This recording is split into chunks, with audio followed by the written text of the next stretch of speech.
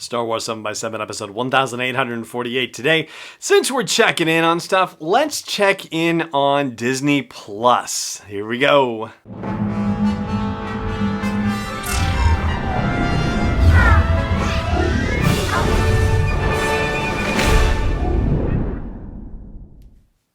Hey Rebel Rouser, I'm Alan Voivod and this is Star Wars 7x7. Thank you so much for joining me for this episode, and get ready, we are only 109 days away from the release of Disney Plus, the new streaming service coming from Disney, and at about $6.99 a month, I believe, or $70 for an annual subscription, something to that effect. You know, not bad, really, not bad, especially when you hear that Warner DC is going to be like $13, $14 a month or something like that. So $7 a month, I mean, you know, and it's cheaper than Hulu and Netflix and all that too, you know, but you're adding it on, of course, you know, all this stuff. Anyway, what you really want to know is what is going to be on the service on day one, and that information has been officially released, so let's go through it.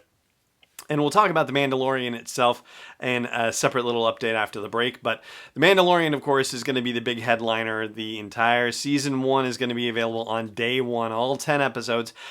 And also available on day 1 will be season 7 of The Clone Wars. The finale that Dave Filoni always wanted for The Clone Wars is actually going to happen. All 12 episodes are going to be available on day 1 of the launch of Disney Plus, which means that November 12th is going to be a hugely lost productivity day. I know that's not grammatically correct, but yeah, there's going to be a big loss of productivity over that. A lot of people calling in sick, a lot of people taking days off going, I'm not feeling well, and streaming, 10 hours of Mandalorian plus, well, you know, roughly 10 hours, and then roughly 4 additional hours of the Clone Wars series if the episodes are as long as the ones were when the series was actually on TV. So yeah, that's going to be a big day to be sure.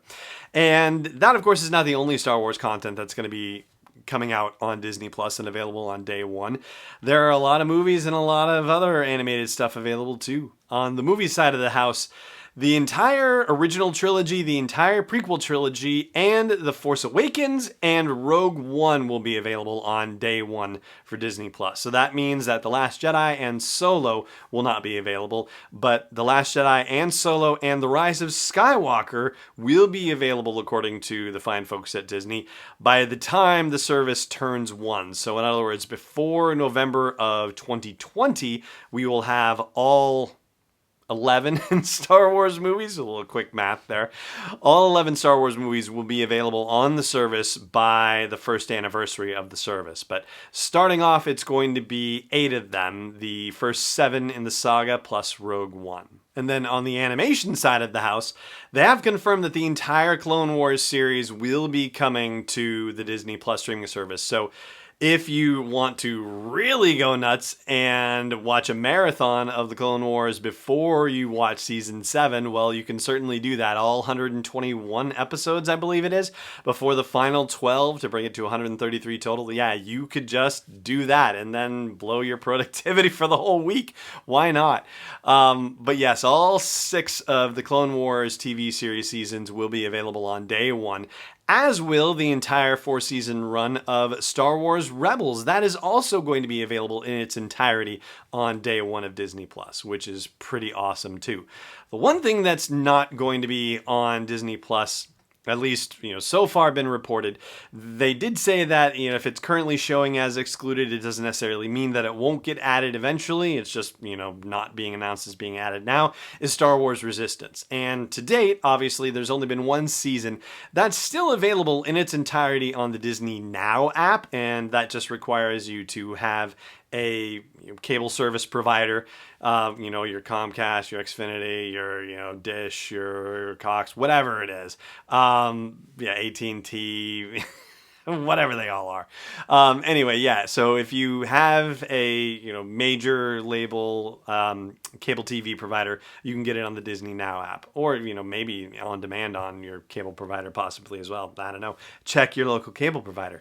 But So far, it's not going to be on the Disney Plus app. And season 2, there's still no debut date announced just yet. Probably sometime in October. That's just generally when it's been working out for Disney to do it. So I would say, probably around then. But I don't think Star Wars Resistance and Disney Plus are really going to be, playing together necessarily. I don't know. Maybe once season 2 is over, they'll drop season 1 on Disney Plus and keep season 2 on Disney Now.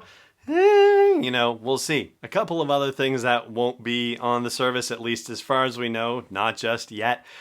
The Star Wars Holiday Special, no go. Also, the 2 Star Wars Ewok TV movies, The Caravan of Courage and The Battle for Endor, no goes on there. The Droids and Ewoks cartoons, nope, sorry. And also the Clone Wars, the original Clone Wars cartoon from Gennady Tartakovsky, the guy who did Dexter's Laboratory, that won't be there either, unfortunately. But I'd say the selection is pretty good that's going to be there. It's pretty awesome. But let's check in on what's going on with The Mandalorian and its post-production situation right now. We'll do that after the break. Stay tuned. This episode is brought to you by Constant Contact, the premier email marketing solution for small businesses and organizations. I've used their service since 2003, and over the past decade and a half, I've watched them evolve, make the product simpler, more powerful, easy to use, and do everything that they can to help train people to use the product more effectively and for it to work with other forms of marketing like social media, for example. So check out sw7x7.com/email to learn more about Constant Contact and start a free trial. Once again, that is sw7x7.com/email for a free trial. Welcome back. So we are, as I said, 109 days out from the launch of Disney Plus, which means we're also 109 days out from the debut of The Mandalorian. And there's precious little news other than Jon Favreau says he's done with season 1 and he's already working on drafts of season 2 and actually starting to do pre-visualization for that as well. So there's that. And what I have looked for and haven't found any particular record of is the scoring situation.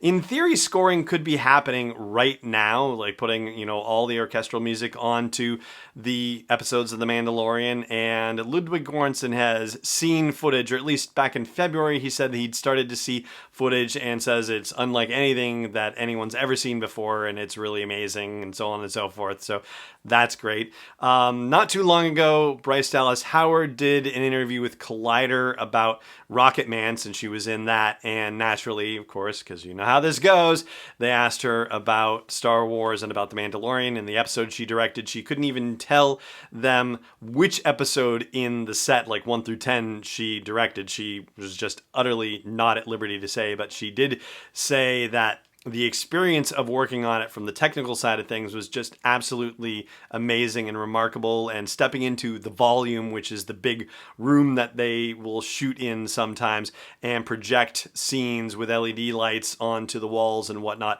is just unbelievable. And she actually compared it, and knowingly so, she said, yeah, this is not the thing I should be saying, but it's like stepping onto a holodeck, which is, of course, a Star Trek reference, but she said it completely self-aware, knowing what she was doing. So, yeah, it's, it was funny how apologetic she was in saying it. It was cool. Anyway, but she was very enthusiastic and excited about it, and just the stuff that she shared about working with Jon Favreau and Dave Filoni on it, and about the technical things that they were able to do, was just remarkable. So very much looking forward to her episode and all the episodes there.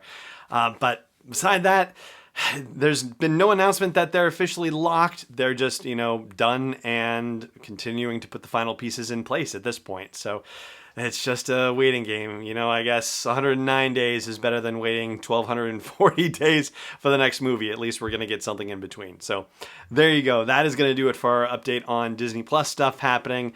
And that's going to do it for this show as well. Thank you so much for joining me for it, as always. And may the Force be with you wherever in the world you may be. This podcast is not endorsed or sponsored yet by Lucasfilm Limited, Disney, or 20th Century Fox. It is intended for entertainment and information purposes only. Star Wars, the Star Wars logo, all names and pictures of Star Wars characters, vehicles, and any other related Star Wars items are registered trademarks and/or copyrights of Lucasfilm Limited or their respective trademark and copyright holders. May the Force be with them. All original content is copyright 2019 by Star Wars 7x7. We hope you love it.